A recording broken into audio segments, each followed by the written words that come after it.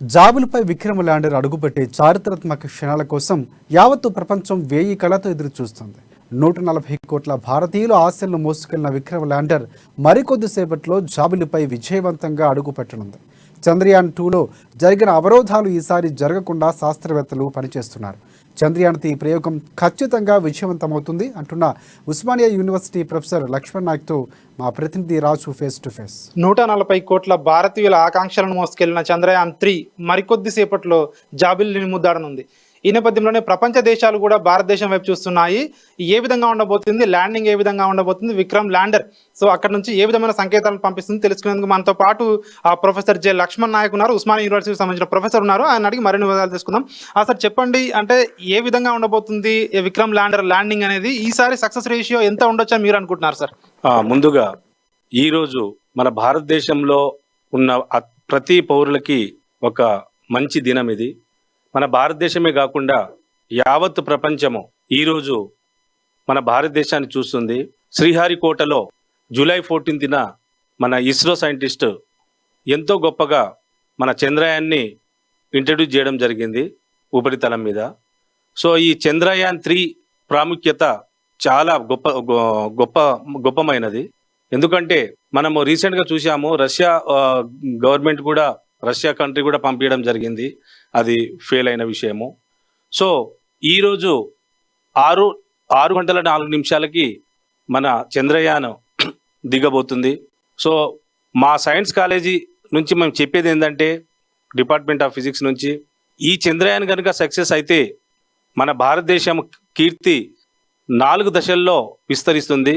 ఎందుకంటే చంద్రయాన్లో ఎప్పుడైతే మనము ఈ ఆపరేషన్ కనుక మనం సక్సెస్ అయినట్లయితే ఎన్నో రీసెర్చ్ మనం చేయొచ్చు అక్కడ చంద్రయాన్ మీద, జాబిలి మీద. సో అంటే మన చంద్రయాన్ దిగే టైంకి అంటే ఆ 20 మినిట్స్ మనకు చాలా ప్రాముఖ్యమైంది. ఇస్రో సైంటిస్టులు మనకు 24 అవర్స్ దాన్ని ఆపరేట్ చేస్తున్నారు. 5:45కి ల్యాండ్ అవుతుంది మన చంద్రయాన్ ఈరోజు. ఆ తర్వాత 20 నిమిషాలు అనేది చాలా ప్రాముఖ్యతమైనది. సో ఆ 20 నిమిషాలు కనుక మనకు వాతావరణం అనుకూలించి, అదేవిధంగా మన ఇస్రో సైంటిస్టులు కష్టపడే విధానం మనకు తెలుస్తుంది, లైవ్లో మనకు చూపెడుతున్నారు కాబట్టి. సో అంతకుముందు మనము ఈ చంద్రయాన్లో ఫెయిల్ అయ్యాము 2-3 ఇయర్స్ బ్యాక్ మనము చేసేటప్పుడు.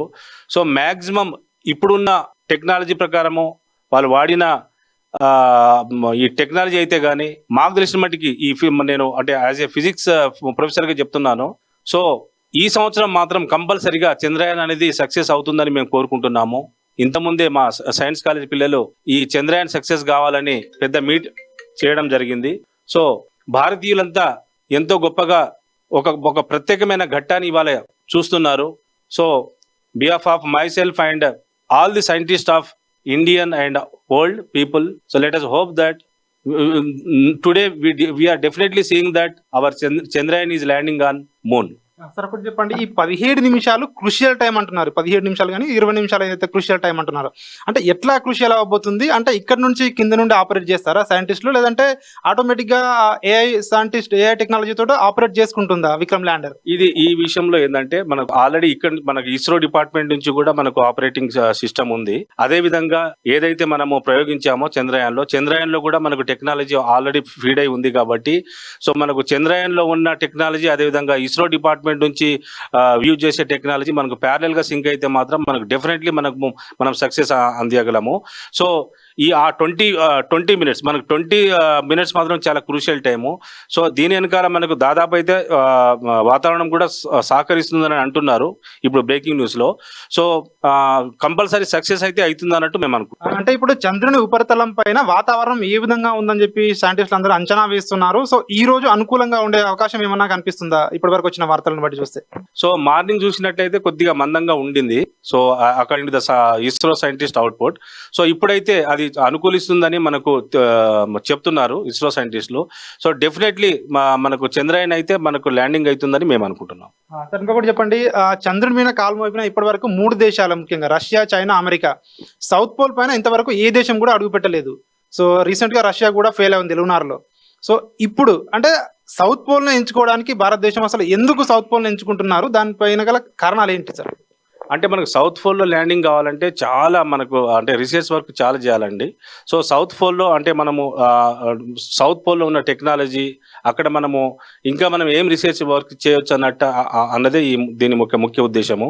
సో ఏ కంట్రీ మనకు సౌత్ పోల్లో మనకు ఇంట్రడ్యూస్ చేయలే. రీసెంట్గా రష్యా ల్యాండింగ్ చేసింది కాబట్టి అది కొద్దిగా ఫెయిల్ అయింది.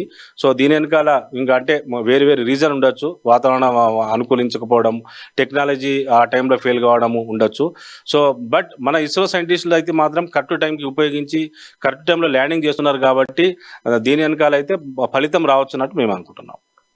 మరొక మాట కూడా వినిపిస్తుంది సార్, ఒకవేళ వాతావరణం అనుకూలించకుంటే కూడా దాన్ని మళ్ళీ పోస్ట్ పోన్ చేస్తారు అనే వార్తలు కూడా వస్తున్నాయి. సో అది సాధ్యం అవుద్దా సైంటిస్ట్? అది సాధ్యం అవుతుంది. సో ఇస్రో దగ్గర చాలా టెక్నాలజీ ఉంది కాబట్టి మేబీ ఆ 20-30 మినిట్స్ మనకు డిలే అయితే మాత్రం వాళ్ళు ఆపరేటింగ్ ద్వారా దాన్ని మనం స్టాప్ చేయొచ్చు. సో ఆ 30 మినిట్స్ తర్వాత మనకైనా వాతావరణం అనుకూలిస్తే మాత్రం definitely we can success in the landing.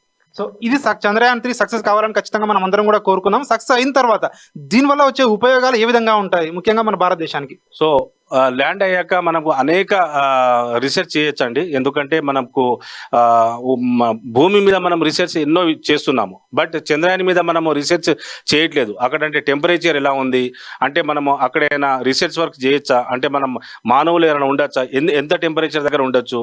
So ఎన్నో విషయాలు తెలుసుకోవచ్చు మనము అక్కడ ల్యాండ్ అయితే మాత్రం. చంద్రయాన్ 3 విక్రమ్ ల్యాండర్ మరికొద్ది సేపట్లోనే జాబిలిని ముద్దాడనుంది. దీనికి సంబంధించి ప్రొఫెసర్స్ కూడా సైంటిస్ట్ కూడా అందరూ చెప్తా ఉన్నారు ఖచ్చితంగా ఈసారి అక్యురసీ అనేది ఎక్కువగా ఉంది, ఖచ్చితంగా మనం సక్సెస్ అవుతున్నాము అని చెప్పి కూడా వీళ్ళందరూ అయితే ఒక ధీమాను అయితే వ్యక్తం చేస్తా ఉన్నారు. ఈరోజు 6:04 ఖచ్చితంగా ల్యాండ్ అవుతుందని చెప్తా ఉన్నారు ప్రొఫెసర్స్ కూడా అదే వాళ్ళు కూడా చెప్తా ఉన్న పరిస్థితి ఉంది. వీడియో జర్నలిస్ట్ నరసింహతో రాజు, అమ్మాని, హైదరాబాద్.